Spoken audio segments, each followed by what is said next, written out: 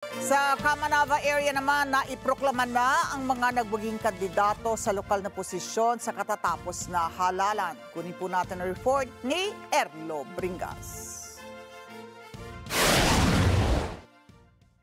Nahalal muli bilang alkalde ng Caloocan City si incumbent Mayor Dale Gonzalo Along Malapitan. Kasama sa proklamasyon ng City Local Chief Executive na pinag-unahan ng Commission on Elections sa COMELEC City Board of Canvassers.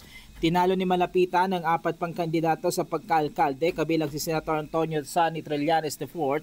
Kasama din sa naiproklamang tandem nito sa Caloocan na si Caloocan City Vice Mayor Karina Te. Matapos maghintay ng matagal na oras sa canvassing ng boto kagabi dahil sa mga naging aberya sa mga presinto dahil sa pumalyang automated voting machine, opisyal lang pinoklama ng COMELEC ang pagkapanalo ni incumbent Mayor Jenny Sandoval para sa pagkapanalo nito bilang alkalde ng lungsod at mananatili ito sa kanyang posisyon sa pangalawang termino.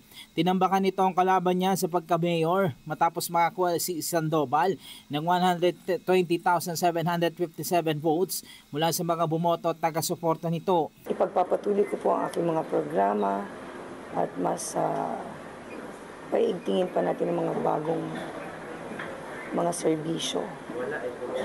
Meron kasi mga plano na kaya nais namin maituwid ang next term para mas ma-develop ang ating mga programs. Samantala nanalo din ang kapartido ni Sandoval sa pagka-vice mayor ng lungsod na si Edward Nolasco na nakakuha ng mahigit 73,000 votes. Karamihan din sa mga tumakbong konsehal sa kanyang partido ay mga nanalo din. Formal na ding naiproklama ng City Board of Canvassers ang pagkapanalo ng partido na Voteño sa Navotas City. Muling nahalal si Mayor John Ray Tiangco na nakakuha ng 120,283 votes. Sa House of Representatives si Congressman Toby Tiangco na nakakuha naman ng 116,622 votes. Sa vice-alkalde ay si Vice Tito Sanchez na may botong 110,981 votes. Kasunod nito ay pinroklama na rin ang mga nanalong miyembro ng Sangguniang Bayan sa 2 distrito sa lungsod na Botas. Muling nahalal si incumbent mayor ng Valenzuela na si Mayor Wesley West Gatchalian na nakakuha ng 295,876 na boto, habang ang kapatid nito na si Kenneth Gatchalian ay nahalal na bilang District 1 Representative na nakakuha ng 80,410 na boto. Muli ding nahalal bilang Vice Mayor si Marion Alejandrino na nakakuha naman ng 244,708 na boto.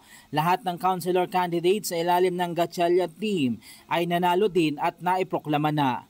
Erlo Bringas para sa Matadag Agila, matatag, matapa, matapat.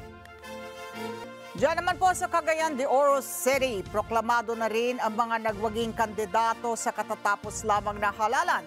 Kunin natin ang report ni Heidi Roa. Formal nang idineklara dito sa Cagayan de Oro City ang mga nanalo sa isinagawang halalan kahapon. Muling nanalo sa pagka-alkalde at vice-alkalde ng lungsod sina Mayor Clarice Uy at Vice Mayor Jocelyn Bebot Rodriguez. Nanalo din bilang congressman ng 1st District si Congressman Lourdan Suwan, habang si Congressman Rufus Rodriguez naman ay nanalo sa 2nd District ng Cagayan de Oro City. Kasama ring ipinakilala sa pagkakataong iyon ang mga nanalo sa pagkakonsehal na ang lungsod. Kaugnay nito ay nagpaabot ng pasasalamat ang ilang mga nanalo sa kanilang mga supporters at sa lahat ng mga tumulong na maabot nila ang pagtatagumpay sa isinagawang halalan. Daghang salamat sa inyong padayon nga po suportang pagsalig kanako nga moalagad kaninyo, magserbisyo kaninyo nga tinuray, no?